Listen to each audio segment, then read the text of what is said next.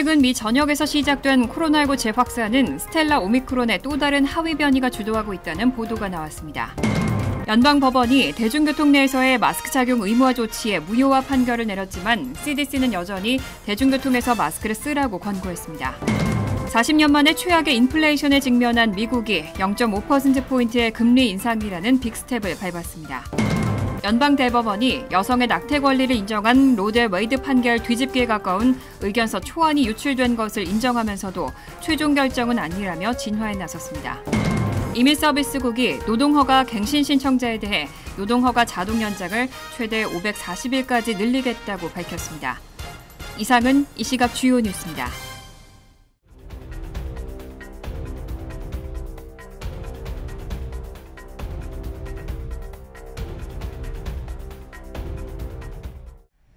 시청자 여러분 안녕하십니까? KBN 뉴스입니다.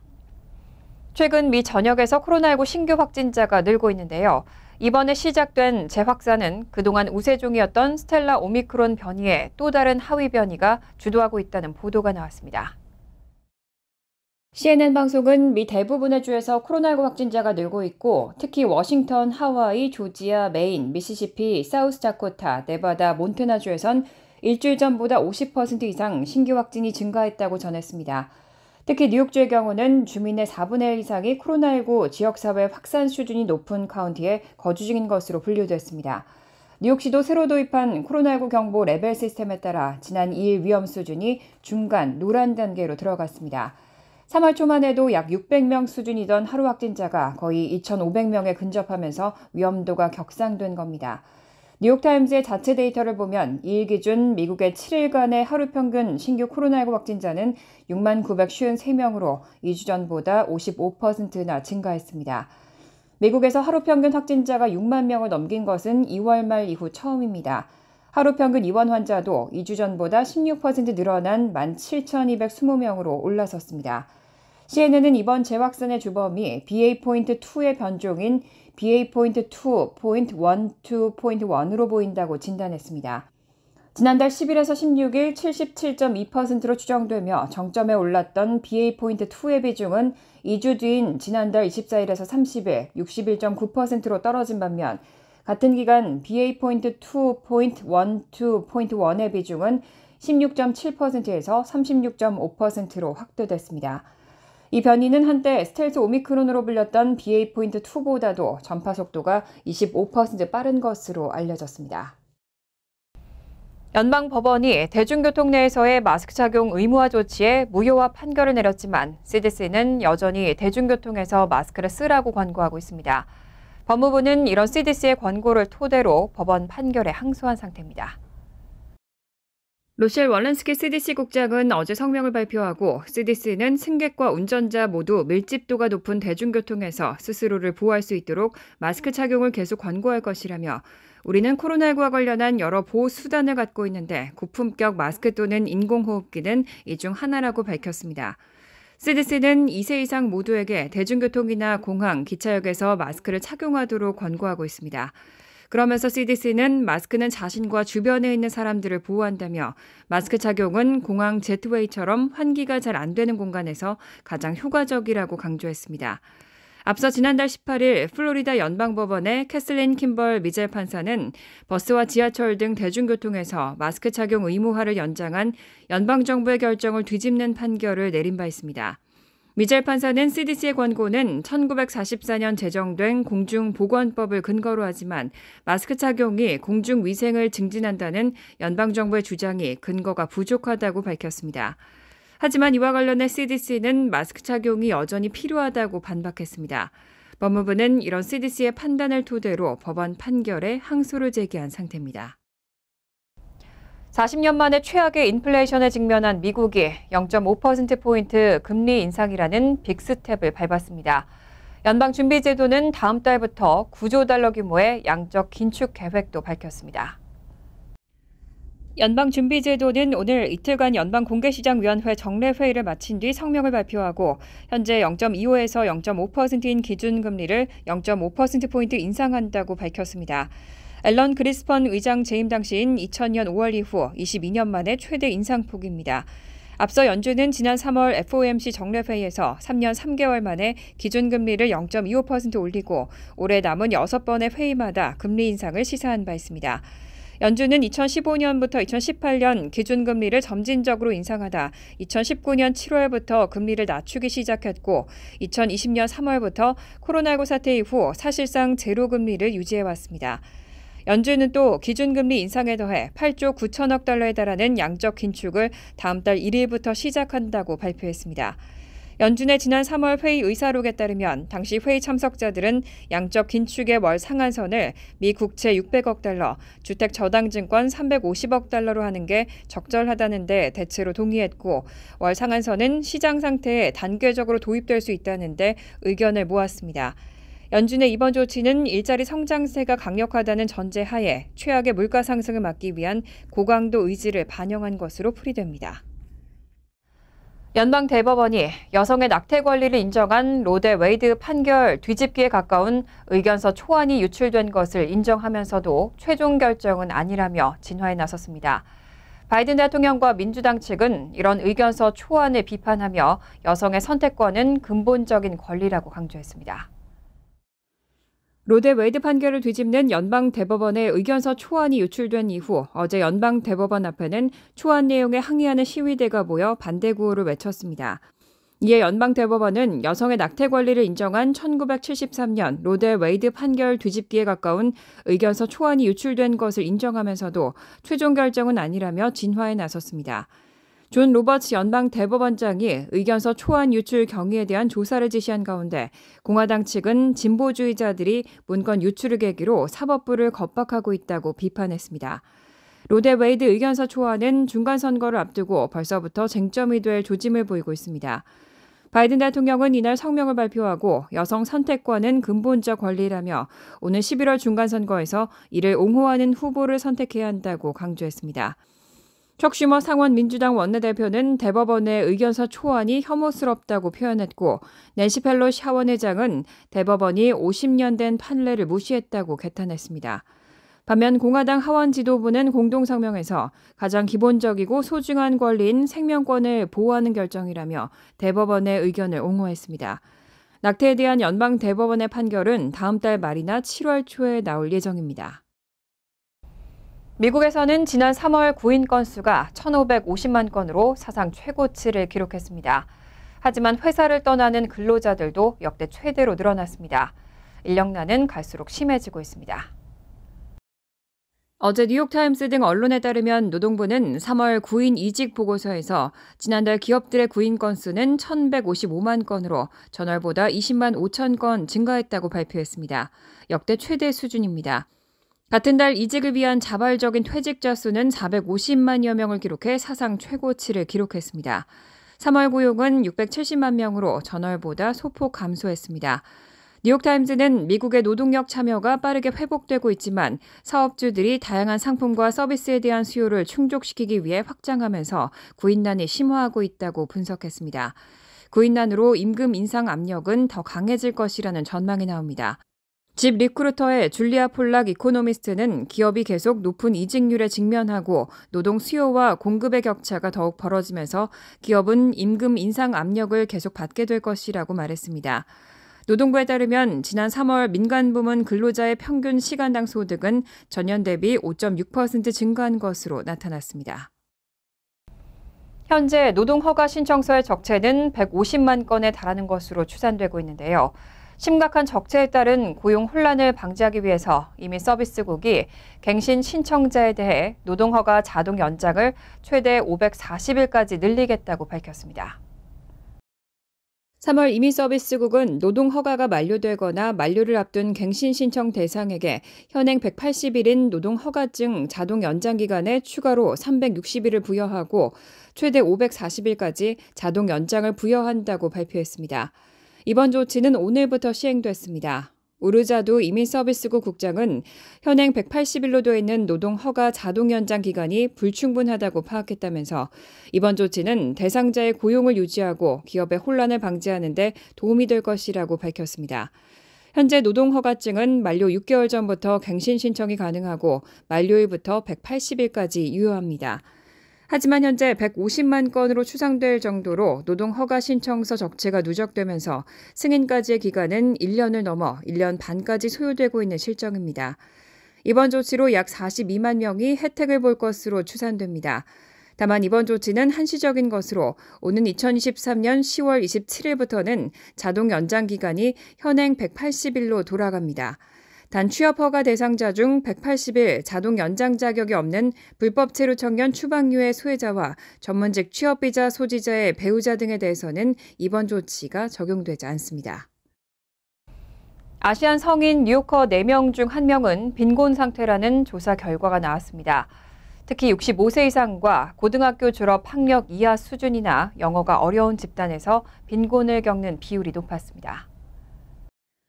지역 비영리단체 로빈후드가 컬럼비아 대와 공동으로 조사해 어제 발표한 보고서에 따르면 2020년 기준 뉴욕시에 거주하는 아시안 성인 4명 중 1명인 약 23%는 빈곤 상태인 것으로 나타났습니다.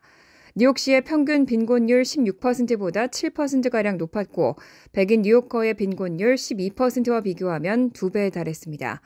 특히 65세 이상 고등학교 졸업 학력 이하 교육 수준이거나 영어 의사소통이 어려운 그룹의 빈곤율이 높았습니다.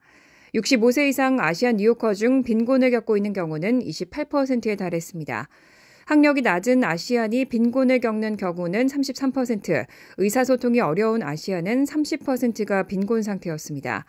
다만 아시안 뉴요커들의 경우 타인종들보다 건강 문제는 심각하지 않은 것으로 조사됐습니다. 건강 문제를 겪고 있는 아시안 비율은 17%로 뉴욕시 성인 평균 22%보다 훨씬 낮았습니다. 히스패닉 뉴요커들이 건강 문제를 가진 비율은 26%로 가장 심각했고 흑인은 24%, 백인은 18%가 건강 문제를 겪고 있었습니다. 하지만 아시안들의 심리적인 고통 비율은 14%로 뉴욕시 평균보다 높았고 삶에 대한 만족도 역시 최저였습니다. 로빈후드는 팬데믹 이후 늘어난 인종차별 때문에 아시안들이 더블 팬데믹을 겪고 있다며 차별과 증오범죄로 인해 아시안들이 정서적 어려움을 겪고 있다고 해석했습니다. 2022년 뉴욕주에서 가장 영향력 있는 아시안으로 그레이스 맹 연방 하원 의원이 선정됐습니다. 론킴 뉴욕주 하원 의원은 3위에 올랐습니다. 정치 전문 매체 시티앤스테이트가 어제 발표한 2022년 뉴욕주에서 가장 정치적 영향력이 큰 아시안 백인의 그레이스 맹 의원이 1위에 이름을 올렸습니다. 론킴 주 하원 의원은 3위로 선정돼 한인 중에서는 가장 높은 순위를 기록했습니다. 이 매체는 김 주 하원 의원에 대해 지난해 앤드류 쿠오모 당시 뉴욕주지사를 상대로 승리를 거뒀다고 평가했습니다. 지난해 뉴욕시 역사상 최초의 한인 시의원에 동시 당선된 린다이 시의원과 줄리 원 시의원은 각각 공동 12위에 선정됐습니다. 이어 케빈 킴 뉴욕시 스몰 비즈니스 서비스국 국장이 17위에 랭크됐고 조앤 유 아시안 아메리칸 연맹 사무총장이 19위, 연방 뉴욕 남부지검장 직무 대리를 맡았던 김준현 변호사가 29위에 이름을 올렸습니다. 한인 비영리단체 대표 중에서는 2명이 100위 안에 이름을 올렸습니다. 민권센터를 이끌고 있는 존 박 사무총장은 지난해보다 한 단계 높은 34위, 올해 처음으로 선정된 찰스윤 뉴욕 한인 회장은 77위에 올랐습니다. 뉴욕시가 시정부 신분증인 ID NYC의 혜택을 대거 추가했습니다. ID NYC는 신분 상태에 상관없이 10살 이상이라면 누구나 신청할 수 있습니다. 어제 에릭 애담스 뉴욕시장은 ID NYC 혜택을 더 확대해 이민 신분에 관계없이 ID NYC를 통해 뉴욕의 더 많은 문화기관과 레크레이션 센터 등을 방문할 수 있도록 했다고 밝혔습니다.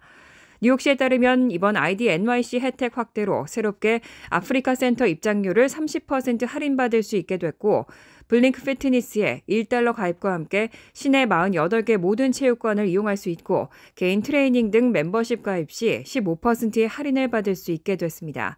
또 파트너스 커피에서 매일 1회 드립 커피를 $2에 즐길 수 있고 울만 링크에서는 입장료와 스케이트 대여, 핫초콜릿까지 포함해 $14에 이용할 수 있게 됐습니다.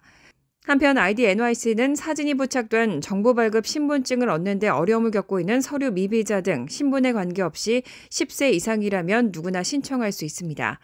ID NYC 발급 신청 및 갱신은 311 또는 뉴욕시 웹사이트에서 할 수 있습니다. 신청서는 한국어 등으로 제공되고 신분증을 발급받기 위해서는 인근 발급센터 중 한 곳을 직접 방문해야 합니다. 지난 2014년 발급을 시작한 아이디 NYC는 현재 140만 명이 이용하고 있습니다. 오늘부터 뉴저지주 모든 소매점과 식당 등에서는 일회용 비닐봉지와 스티로폼 용기를 사용할 수 없습니다. 1회 적발 시에는 구두 경고에서 그치지만 2회 적발 시에는 최대 $1,000, 3회 적발 시에는 최대 $5,000의 벌금이 부과됩니다. 오늘부터 뉴저지 주 전역의 모든 소매점과 식당 등에서는 일회용 플라스틱 제품 사용 금지법이 공식 시행됩니다. 이에 따라 식당이나 슈퍼마켓, 편의점, 약국 등 대부분의 소매점들은 고객들에게 일회용 비닐봉지를 제공할 수 없습니다. 대신 고객들은 물품을 담을 가방을 직접 가져가거나 매장 계산대에서 $1, $2를 주고 재사용이 가능한 쇼핑백을 구입해야 합니다. 매장 면적이 2,500스퀘어피트가 넘는 슈퍼마켓에 한해서는 종이봉투 제공도 금지됩니다. 종이봉투의 유료 판매는 허용되지 않습니다. 다만 익히지 않은 육류나 생선 등을 포함해 과일, 견과류, 채소, 꽃 등을 담기 위한 목적의 경우는 비닐봉지 제공 금지 대상에서 제외되고 비닐봉지를 제공할 수 있습니다.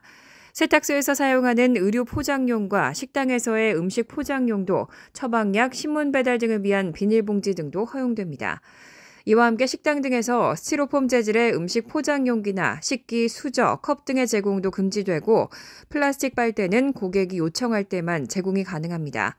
단 연수입이 $500만 미만 소규모 사업체는 합리적인 대안이 없는 경우 주정부에 1년간 면제를 신청할 수 있습니다. 또 식당 등에서는 스티로폼 외 재질의 플라스틱 용기 사용은 허용됩니다. 만약 새로운 일회용 플라스틱 제품 금지법을 위반하는 개인 또는 사업체에게는 최초 적발 시 구두 경고, 2회 적발되면 최대 $1,000, 3회 이상부터는 최대 $5,000의 벌금이 부과됩니다. 간추린 소식입니다. 하와이 주의회가 어제 2028년까지 주 최저임금을 시간당 $18로 인상하는 법안을 통과시켰습니다. 하와이주의 최저임금은 현재 시간당 $10 10센트로 법안은 10월 1일 $12로 올리는 것을 시작으로 향후 몇 년 동안 점진적 인상을 통해 2028년 $18까지 올리게 됩니다. 시간당 $18의 최저임금은 미국에서 가장 많은 것이지만 일부 주들은 생활비가 오르면 최저임금도 자동 인상하고 있는 상황입니다. 캐시 호컬 뉴욕 주지사가 3일 안토니오 델가도 연방 하원 의원을 신임 부지사로 지명했습니다.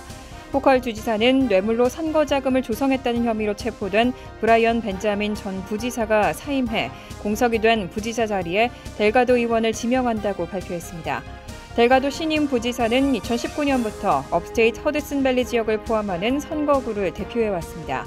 흑인 히스패닉 혼혈인 그는 아프리카 서쪽 대서양의 카보베르데 공화국 이민가정 출신입니다. 뉴저지 한인상록회가 어제 21회 효행상 수상자를 발표했습니다. 수상자는 장수상에는 1919년에 출생해 현재 만 103세로 건강하게 활동하고 있는 김희선 홍이 선정됐고, 장안 아버지상에는 9.11 테러로 아들을 잃고 재단을 설립해 다양한 활동을 해온 김평겸 씨가 수상합니다. 장안 배우자상은 김세곤 씨, 효녀상은 박윤자 씨, 그리고 장상조 씨 등 11명에게는 사회봉사상이 수여됩니다. 한국 정부는 해외에서 입국하는 과정에서 실시하는 코로나19 검사와 관련해 현재 PCR 검사를 신속 항원 검사로 대체하거나 병행하는 안을 검토하고 있다고 밝혔습니다. 중앙방역대책본부 이상원 역학조사분석단장은 3일 질병관리청 코로나19 브리핑에서 입국 과정에서 PCR 검사를 의무화한 규정을 풀어야 한다는 주장이 산업계에서 나오는 것에 대해 해외 입국객 증가와 방역 상황 수용 가능성을 고려하겠다며 현재 PCR 검사를 신속 항원 검사로 대체하거나 병행하는 안을 검토하고 있다고 밝혔습니다. 환율과 증권 소식입니다.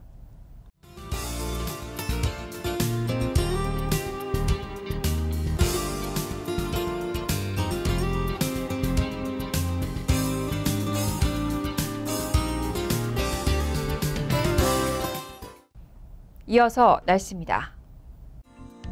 목요일은 화창하겠습니다. 낮 최고 기온은 71도, 섭씨 22도, 밤 최저 기온은 55도, 섭씨 13도로 예상됩니다. 금요일은 흐린 가운데 50% 정도로 비가 내릴 가능성이 있습니다. 토요일도 흐리겠고 비 내릴 가능성이 있습니다. 이상으로 KBN 뉴스를 마칩니다. KBN과 함께 즐거운 저녁 되시기 바랍니다.